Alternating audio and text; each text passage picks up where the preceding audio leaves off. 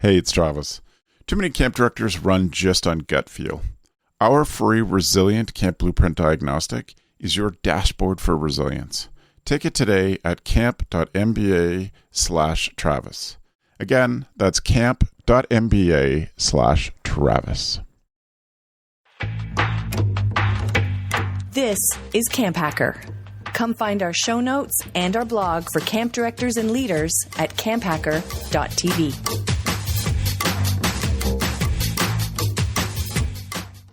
Good day and welcome to the podcast. This is CampHacker episode 117, recorded on the 16th of October, 2019. On today's show, creating your own support network. We are so excited to be coming to your ears every 2 weeks. But just so you don't miss out, we recommend that you subscribe to CampHacker in whatever podcast app you have on your phone. Stitcher, Podbean, Apple Podcasts, Google Podcasts, wherever you want. It's all good. As well, if you enjoy the CampHacker podcast, we would be so grateful if you left us a review on one of those podcast sites. Not only will that help other people find the show, but your reviews will help us continue to make the type of podcasts that best support the camping industry. For those of you who have left us reviews, and those of you who haven't, but soon will, thanks for letting your awesome out, Camp Mavericks. We hope you enjoy the CampHacker Hello, show. Camp Pros, and welcome to the CampHacker podcast. My name is Travis Allison. I am a summer camp marketing and strategy consultant, and I am thrilled to be doing the show with you today with these people who are joining me now.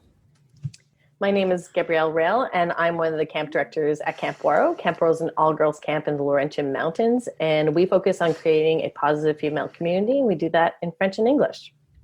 And my name's Joe Richards. I'm the executive director at Pierce Williams, which is a summer camp and retreat facility in southwestern Ontario. We're part of the United Church of Canada's camping network, and we're located about halfway between Detroit and Toronto. And we want to welcome you to this, the 116th episode. 116! It's not 116.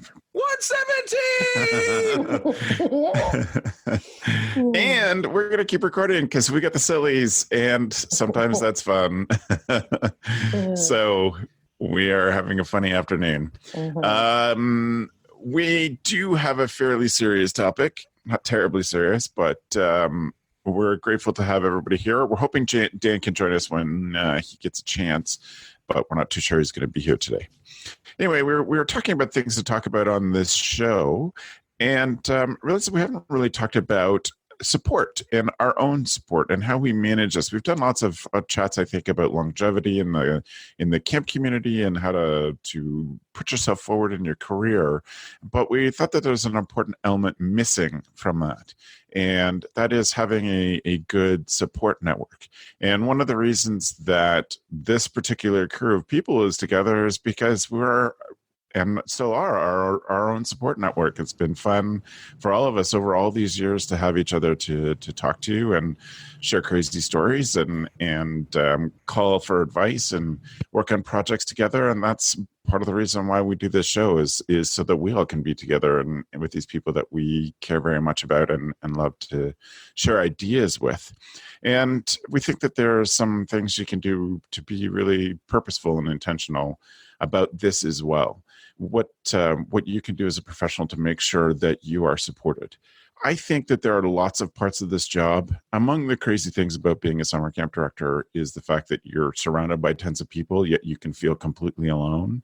Or that for 3 months of the year, you have tons of extra people, great people to be around, always people to bounce things off, and then boom, they're gone and you're on your own. And it's hard to manage those transitions. I find that switch in the fall very hard to manage. And we think that we can be intentional and thoughtful about that. So we wanted to talk about it today. I think one of the things that I rely on in this situation, and I mean, I'm a bit unique because I'm not currently a camp director, but one of the things that I have learned to do for myself is find small groups of people, as this conversation is, to have regular meetings with, to catch up on things, to talk through problems, etc.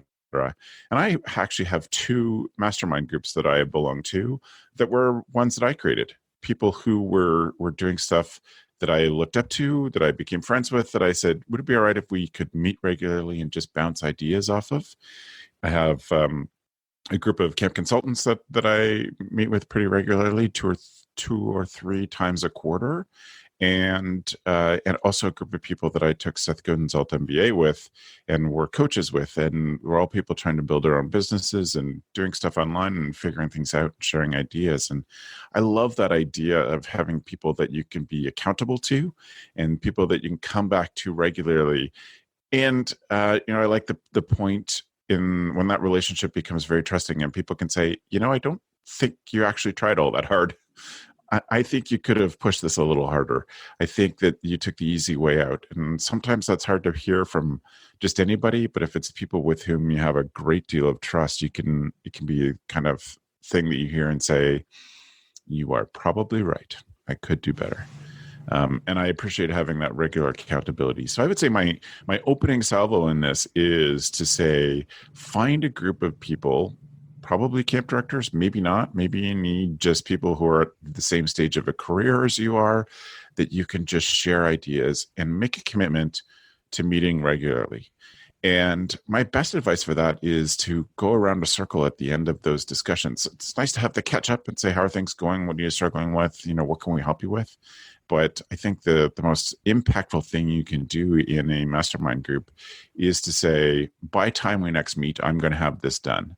And then know, even if it's the half hour before that call, things will get done so that you don't show up to a meeting saying, yeah, I couldn't be arsed to do that, and just never got done.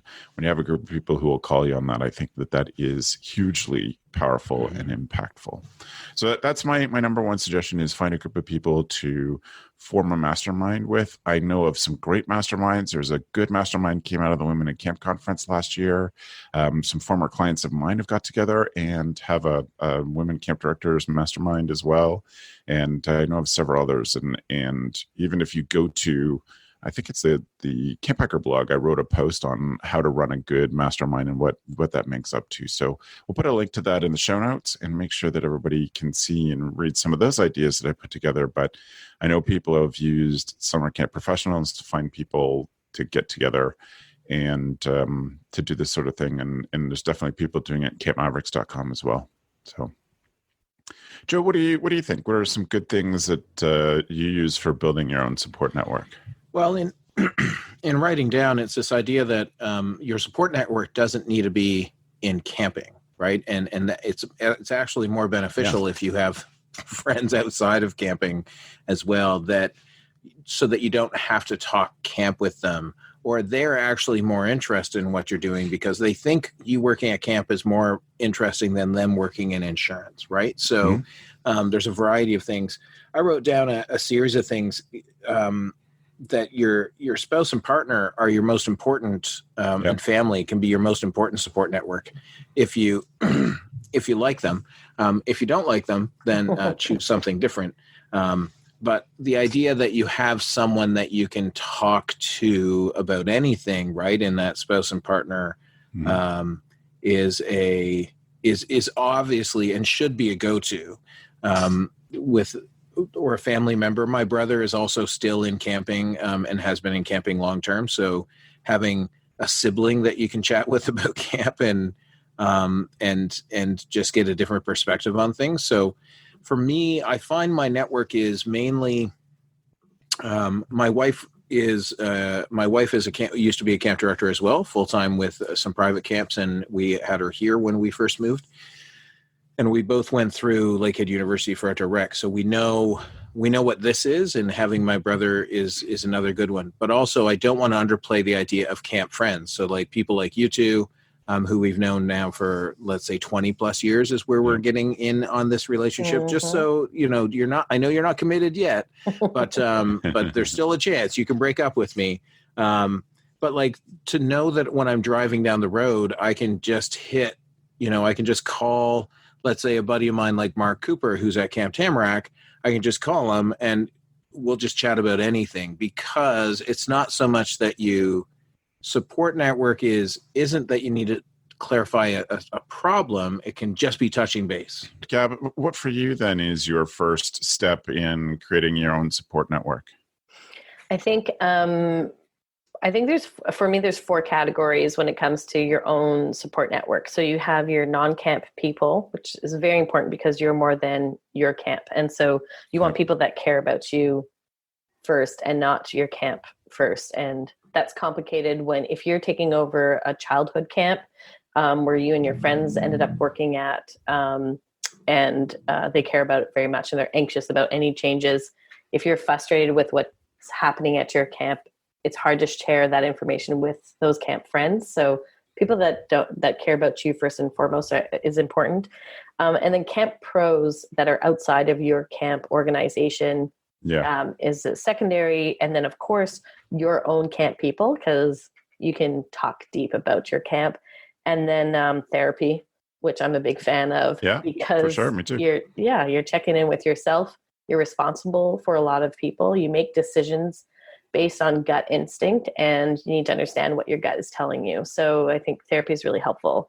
I think that a lot of people that I meet at camp conferences are the things I encounter a lot is that loneliness throughout the other seasons, the season that you're not busy at camp, and having direction. And I think that a lot of times younger camp directors are asking me, how did I create my network of camp pros around me? And I'm very lucky. As we talked about, I have almost any conference I go to, I have people that feel like family.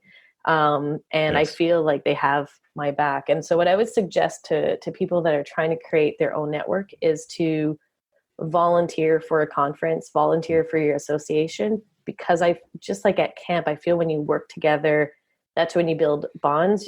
Usually there's similar value systems because you're working towards something that you believe in. And so volunteering at a conference or for your association gets your foot in the door, and it's great networking.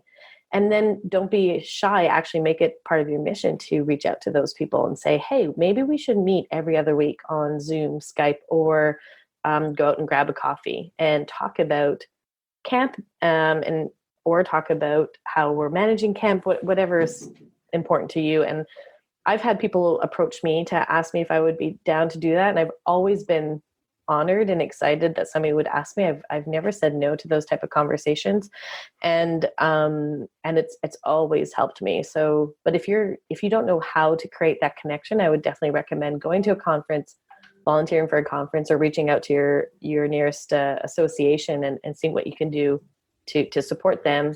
And that way you can make some great connections that way. Yeah, that's awesome. One thing that stood out to me in what you said, Gabby, is volunteering at a conference is different than going to a conference. It does help you make connections in different ways. It's a really subtle, but I think important difference, because you're automatically connected to people. You are,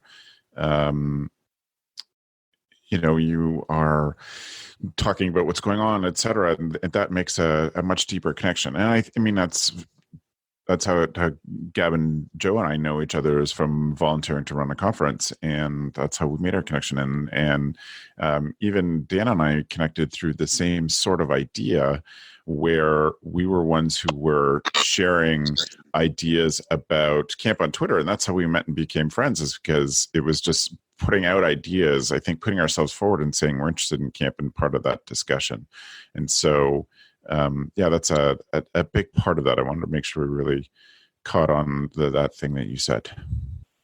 Hey, Dan. Hey, Dan, we're glad to have you. We're spending some time today talking about building your own support network as a camp pro. Oh, nice. Yeah, so we're just getting started, but we are recording, and we're grateful to have you here. I wonder if there's anything that sticks out for you as to how you built your own support network from the start of your career. Yeah. Oh, geez, that's such a big question. All right. For me, I was privileged enough to have a mentor built in with my camp, which was a great starting point, right? Not every camp has that. And then from there, that person introduced me to a few people. And then I really started pushing myself out that way. That was a really big step, was having a mentor in-house, if you're fortunate to have that. Another way was by presenting. I found by putting myself out there in conferences. Yes. that not only did I get to share my knowledge that I had, even on the most niche topics, like it also opened doors to other people. And it also taught me that presenters love people coming up to them afterwards. Yep. You know, like people are always like, I don't want to bother them. They just presented. They must be exhausted. It's like, that's quite the opposite. That's actually when you can make some really great connections.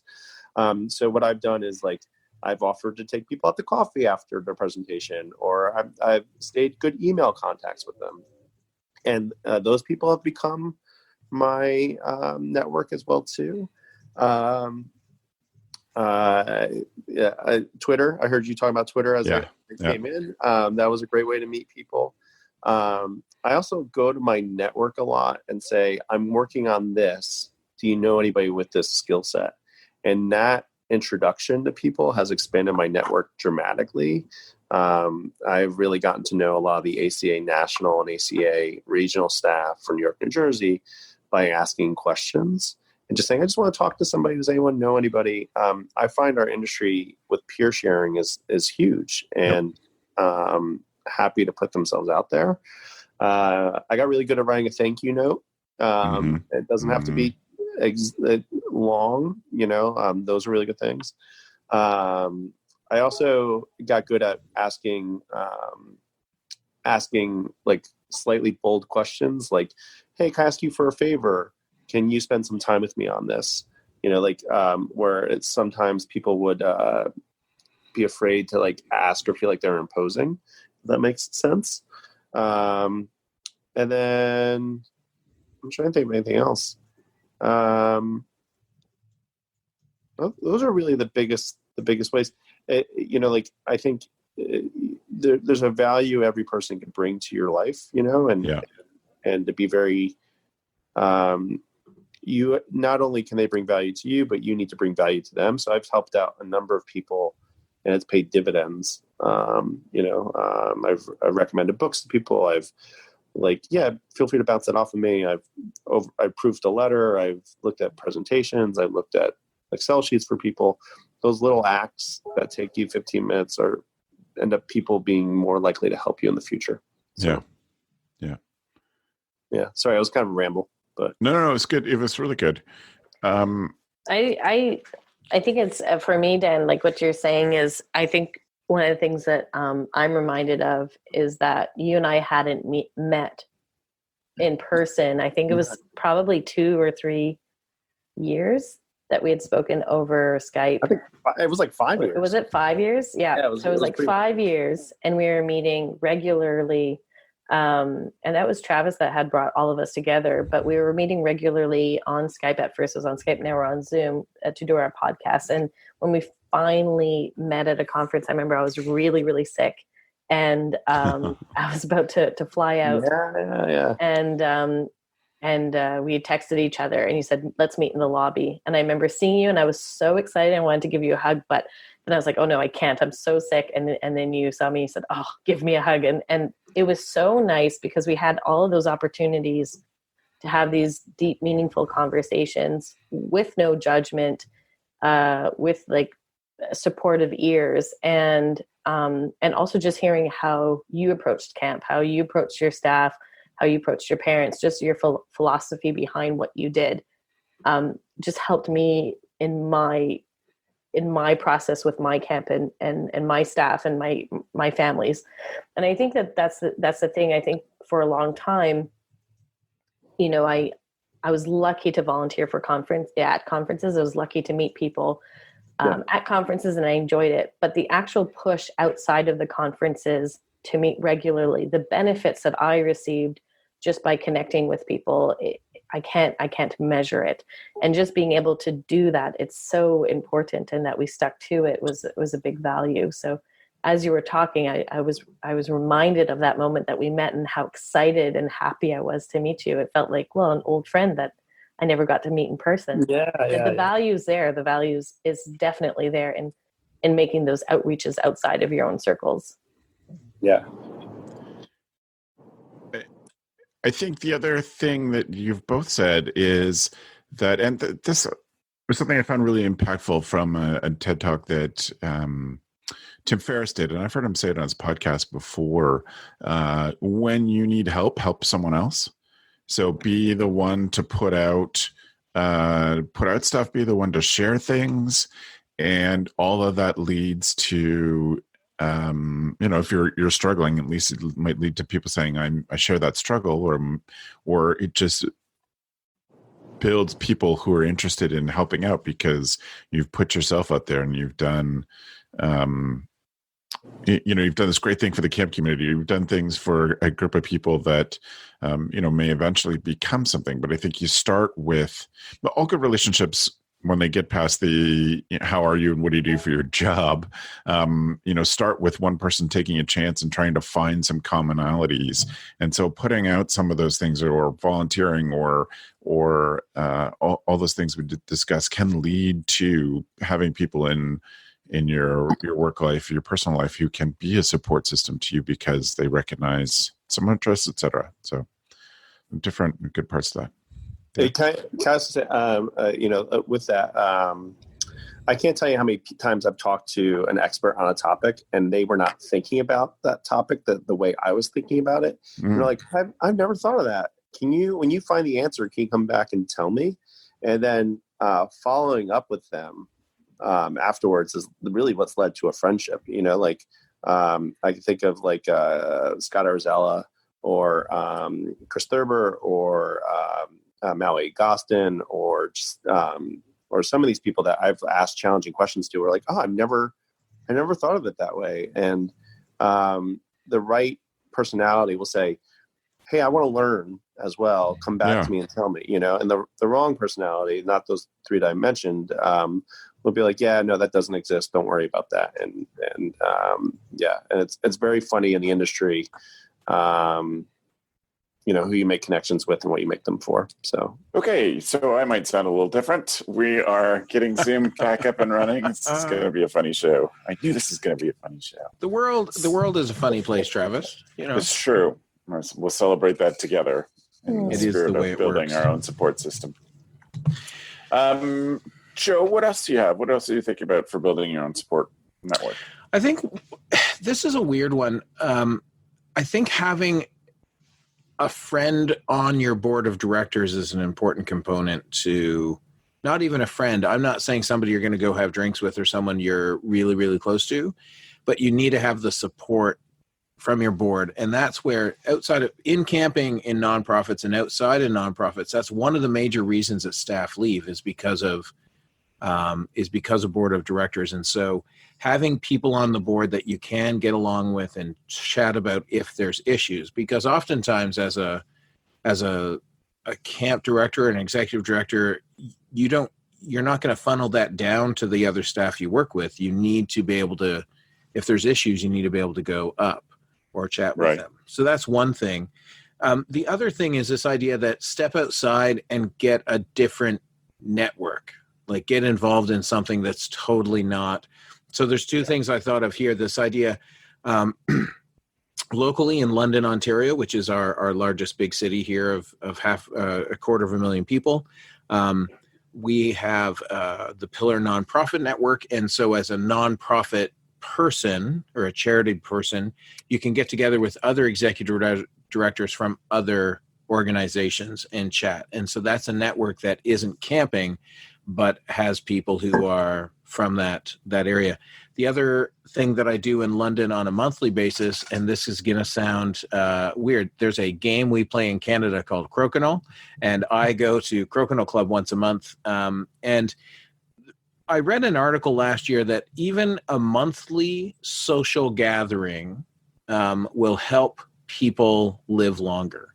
And so when I go to that monthly social gathering of Crokinole Club, and we play Crokinole for a couple of hours on a Thursday night, and it is just the camaraderie, the friendship. It's just a group of people I would have never met if it wasn't for this one thing.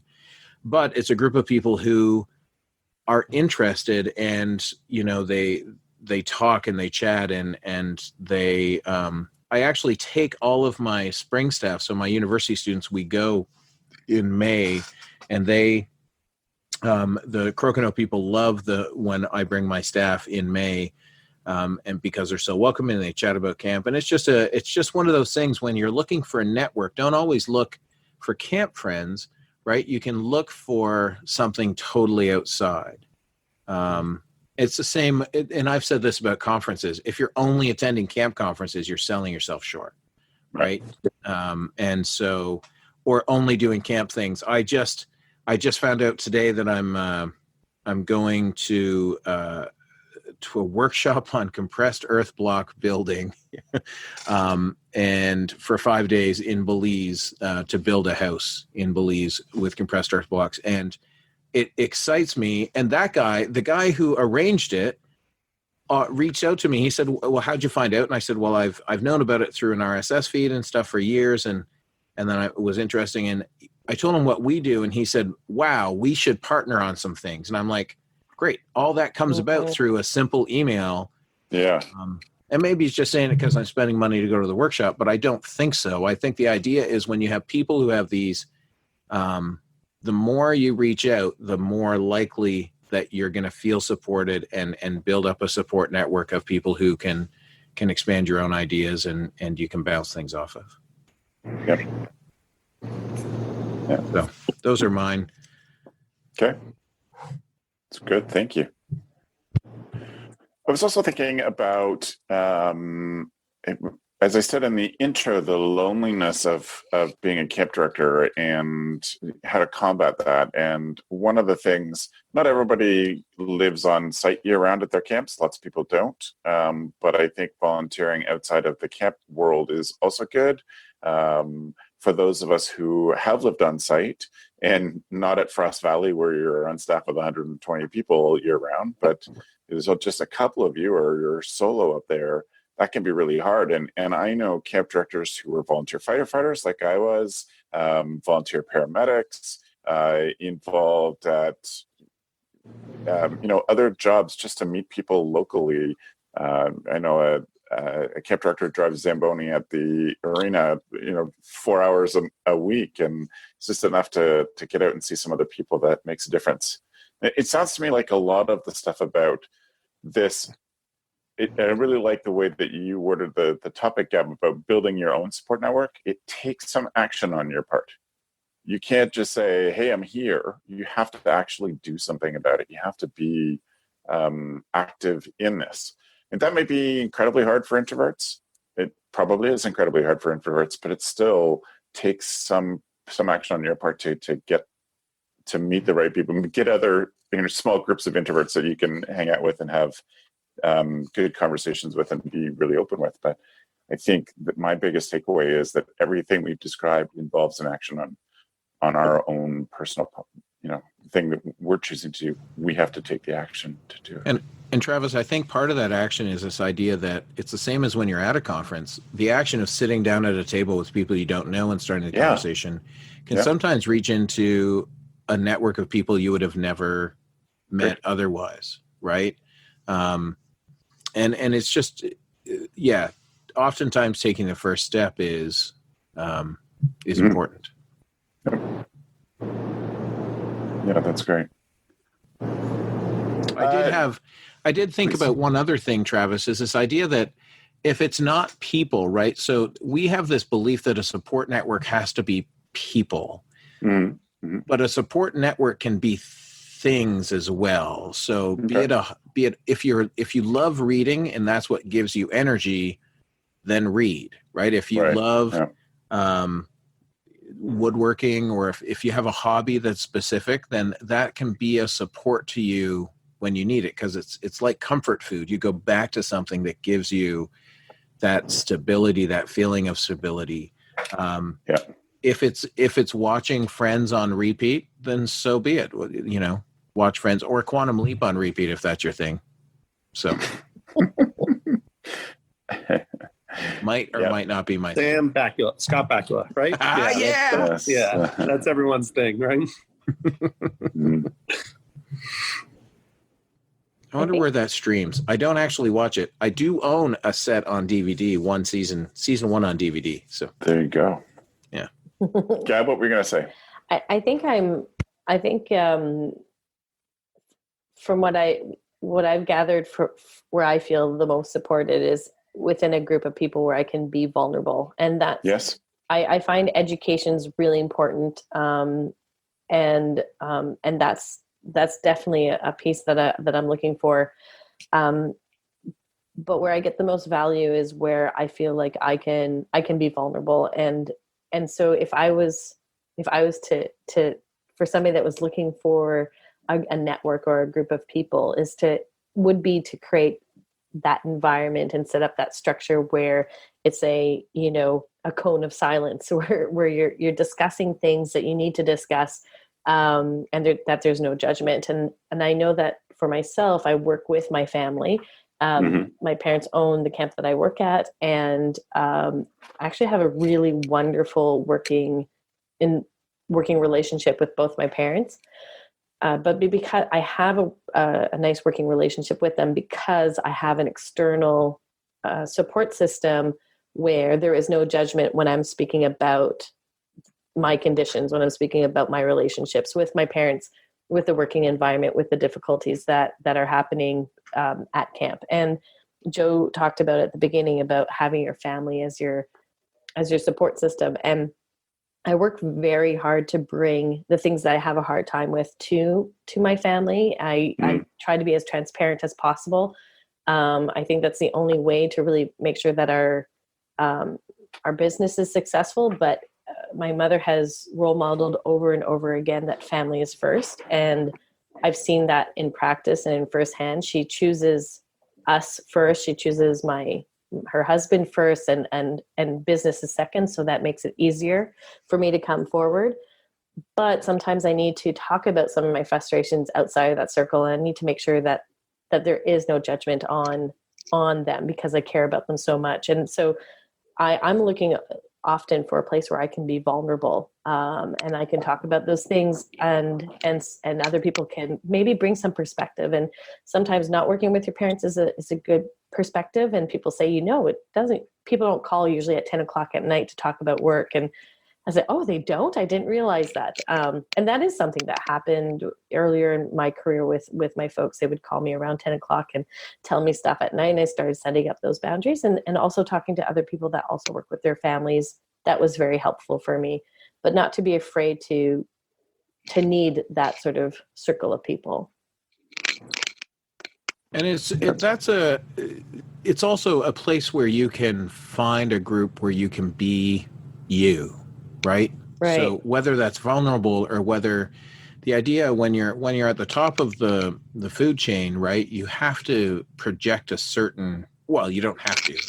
You can be vulnerable at the top of the food chain, but the reality is that one of the things some of my staff love is when we would go to, for years I worked on I sat on the Buckeye Leadership Workshop Committee, and me as a committee member and me running a session is a lot different than me as executive director, right? Like, sure, see a very different side. And so staff would come and they would see me on stage doing the pre-skits and things, and they were like, why don't you do this at camp? And I was like, well, because I let others do it at camp, and here it is what it is. But there's a group of people there that are non-judgmental most of the time about you being you, and having a place where you can be yourself is important.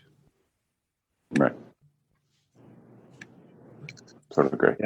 Yeah. I the vulnerability part, I've called friends that are professionals in other fields, and I find some fields really correspond with our field. Hospitality, any field that really lives their work really corresponds with other fields. Most people in the tech industry, most people in politics, most people on campaigns, where they actually go through the same grind we go through and have to have the same high level communication we need to. So, yeah. I mean, sure. And when you're saying politics, I often think about, I have two Instagrams. I have one that's my professional Instagram, and I have my other that's my Finstagram. And so, or my Finsta. And I did a thing at an improv night where they interviewed me, and they asked me to use my stories for their improv. And they wanted to they accidentally had my Finsta, and they tagged me on that, and I quickly called them and said, oh, please use this one.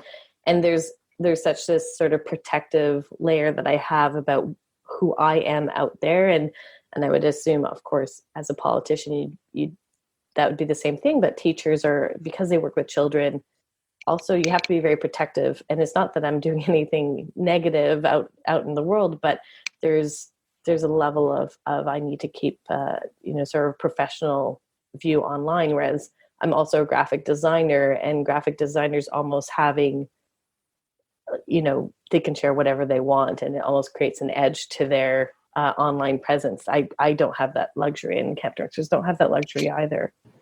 I was thinking, we've been having these conversations long enough that our the way we think edges up on each other, and we learn so much from each other because of that.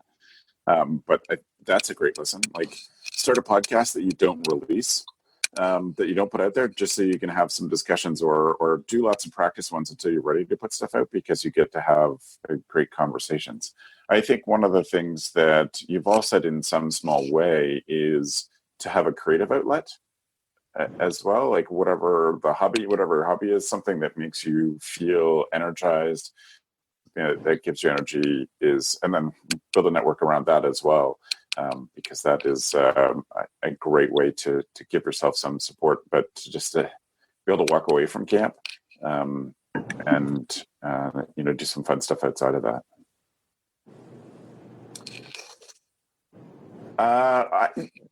Is there anything else anybody want to say on the topic before we move on to the next section? Just one thing that comes to me at the end of every summer, especially when you're seeing 20 some odd thousand people interact on the Camp Pros group. Mm-hmm. We need to figure out a way that our support system helps us not feel like we're martyrs, right? Like, feel like there's enough people who are like, we survived again. And I'm like, well, if your work's going to kill you, you need to adjust your work, right? Like, you need to, and part of it is that we do this kind service. We do a great service to many people, but we rarely, there are a variety of people who don't take care of themselves. And that's where this support comes in, right? If you feel like you're a martyr, you need a better support network to help you refocus what you're actually doing, right? So I don't know how to say it without, if that's your persona, that you have to go all out for 2 or 3 or 4 months, and then take a month off because you're so exhausted, you're not going to be able to do this for 25, 30 years. Like, that's not going to be healthy, and you're not going to succeed. I just jotted down, Joe, just before you said that, I jotted down for in our notes, next podcast, let's talk about burnouts. So I think I agree with you. I think that this is a topic that leads into, it's mental wellness and health and prevention. And especially if you do like what you're doing and you want to make sure you're doing this for a long period of time. And we've talked about this before, but burnouts, I find burnouts are horrible. I think getting bitter is also just as equally bad. Yes. It takes a lot of effort to not get to that point. You actually really need to work at it the longer you're in this job. So maybe that's next conversation. Good one. Great. Well, thank you all. Important topic, and I really like the ideas. I'm grateful to all of you for sharing.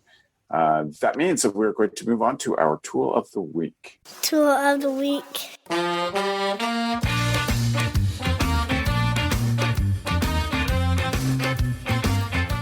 So welcome to the Tool of the Week section, brought to you by my Tool of the Week newsletter that goes out every Tuesday at 6:05 in the morning.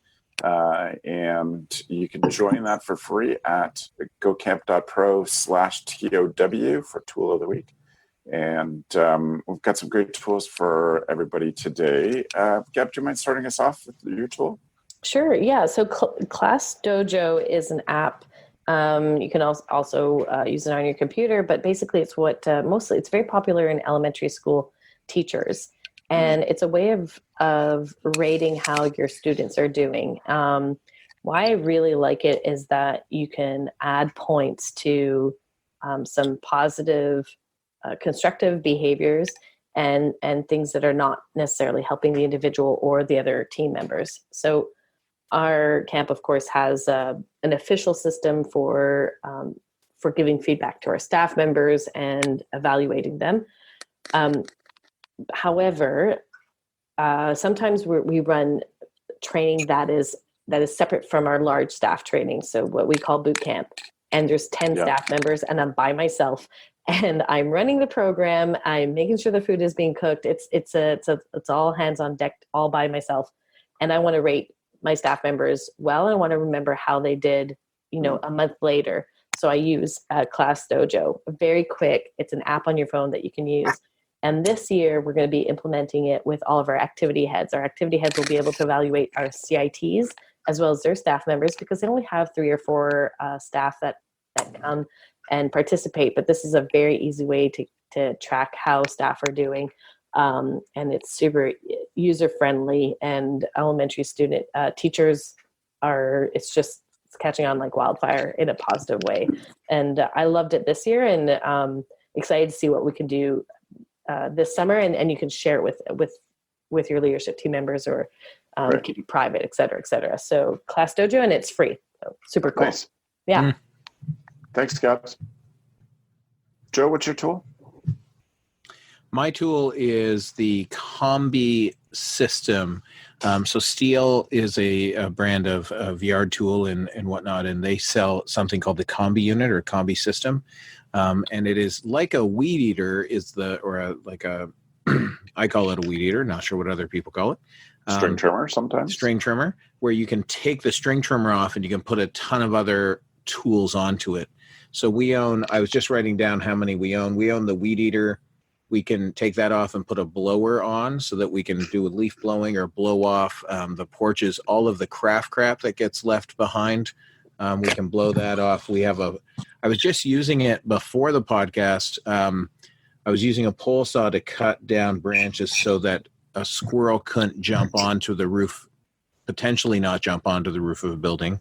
Right. We use a hedge trimmer. We have a gravel brush because when we push snow in the winter, gravel from our laneway gets onto our grass, and the gravel brush in the spring will just push it back. We have an edger, and we have 2 shaft extensions. So the pole saw today was literally really, really far away from me. So the pole saw is probably 6 feet away when it's by itself, and then each extension is 3 feet. So it was 9 to 10 feet away from me today trying to move. But the Combi unit is great. And what I would, if you're a camp buying it, I would always recommend to buy the higher leveled engine.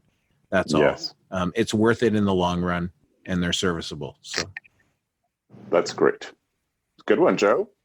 I like a good maintenance tool. So my tool is not this thing. On YouTube, you can see this is a holder for a phone for recording videos, and this is the little spring-loaded one. And I find these things frustrating and flimsy. And now that phones are good enough that they can be used for good recordings, and lots of camp directors are using them for Bonjoro and all sorts of things, it's important to have a good one of these. So I say no to these flimsy spring-loaded ones that are usually too small, too, for big phones from today. I have one, and we'll get the thing in the show notes. It is from a brand, which I'm sure is just a Chinese brand called Yunlonzi. Can see here, and it's made of all aluminum, and it doesn't have springs in it. So I've got it on my camera here as it's attached to a magic arm that I take with me when I record Bonjoros. And instead of a spring, it has a threaded system that opens and closes the jaws, and it'll take big phones. It won't go quite up to an iPad mini or a 7-inch tablet, but it might do a 7-inch tablet, but it won't do a 10-inch tablet. But it'll hold things really securely. It'll take big phones. My phone is heading towards its last legs, and so I have a Mophie battery pack on it all the time. And even with that battery pack, and it fits and secure in these things, and I now own 2 of them. I'll probably end up getting a couple more just to have them in lots of different places for when I need to record videos, for shows, for teaching, etc. And so check in the show notes. It's Ulanzi. It is a cell phone holder that you can attach to a tripod or a magic arm or something to hold your tripod, your phone still for doing recordings. Or I even have one behind my computer. If you're watching this video, I had it on before. I don't have it quite adjusted right, but I have a spot for my cell phone right beside my monitor on my computer that I can just clip it in there using this little clip. And this is the strongest, most effective one I've found. So that's what I use. Dan, why don't you wrap us up today with your tool? Yeah. So it's a book that I read a while ago that has really stuck with me.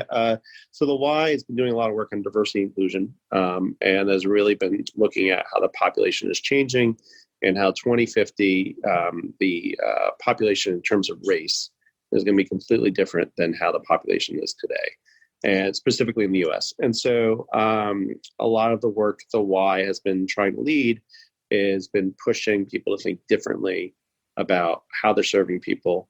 And part of that is being introspective and looking at yourself.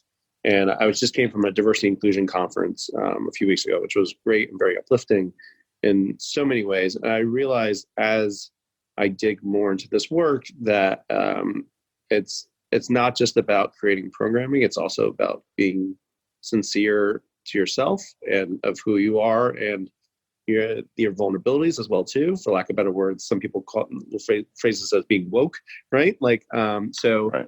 A book that helped me, and I had to read it twice for it to really like. The first time I read it was like a punch.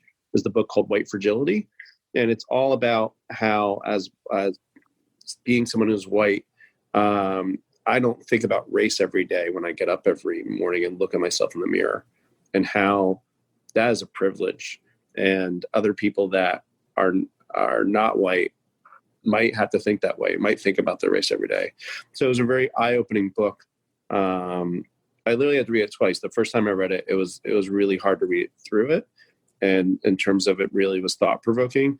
Then the second time it really clicked well with me. But it's a book I'll probably read a third time. It's really thought-provoking.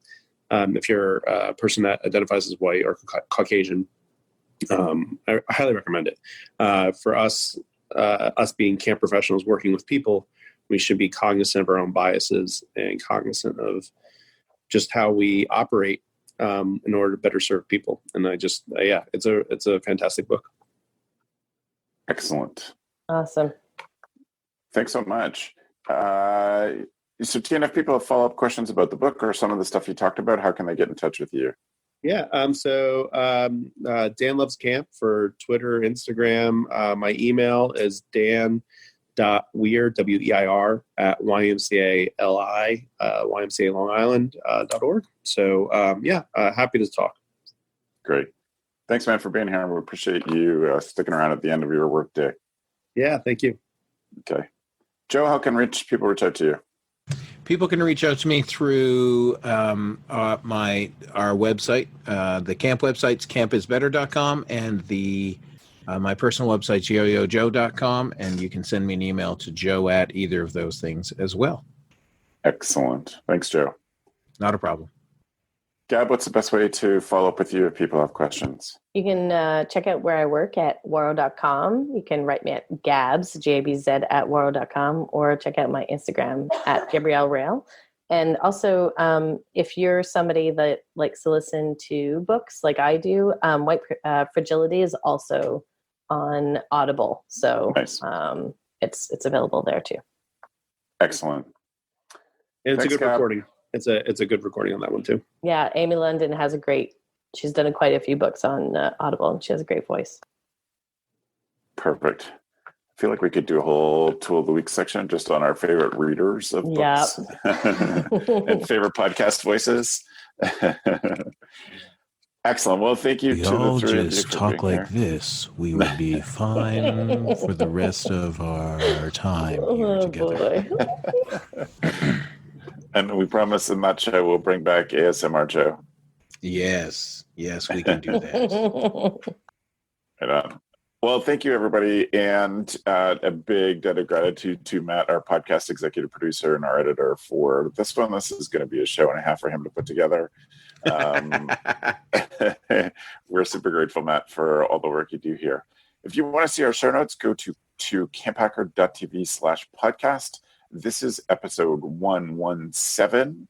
And we look forward to your feedback. Let us know how you feel, if you have any questions or other ideas for building your own support network.